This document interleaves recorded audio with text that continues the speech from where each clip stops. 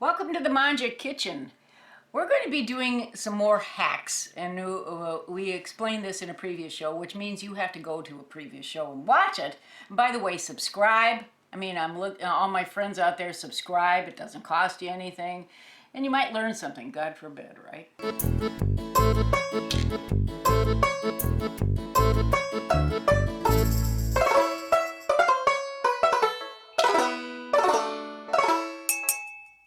This is a hack that I created years ago and then found the appropriate thing to serve with it.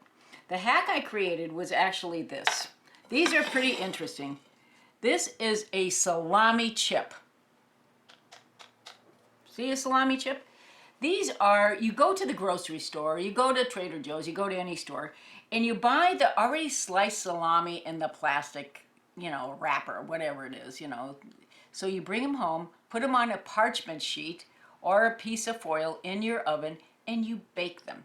Not for a long period of time, but you bake them probably about 10 minutes, and all the grease goes off of it, by the way, and all of a sudden you have a chip.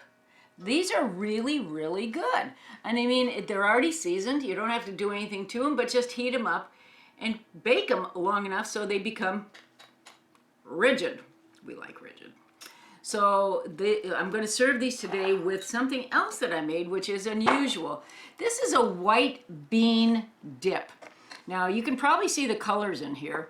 There's a little bit of chopped scallion, definitely cracked fresh telecherry black pepper, and a whole head of roasted garlic. So garlic, I'll teach you how to make garlic confit, confit means in fat.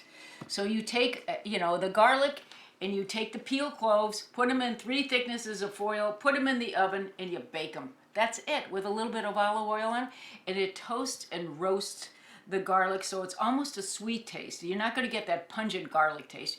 It's a better taste, and for people that don't like the sharpness of garlic, love this. It's almost buttery. And I love to use it. I make like a gallon at a time. I know that's crazy, but I use them all year. And as long as you keep them covered in olive oil in your fridge, covered, they'll last a year. And so you don't have to constantly be doing it. It's just, you've got a ready supply. I used in this one, not regular like chichi beans like we've talked about before, which are garbanzo beans.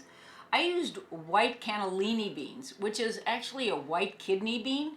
And they're the shape of a kidney bean, so they're a little bit bigger, and they're larger, and they're creamy. They're really, really creamy. They taste great. This is, throw it in your food processor with all the other ingredients that you'll see listed at the end of the show, and you've got a dip to dip your salami in. So salami chips and a roasted garlic confit dip. It's perfect. Cannellini beans.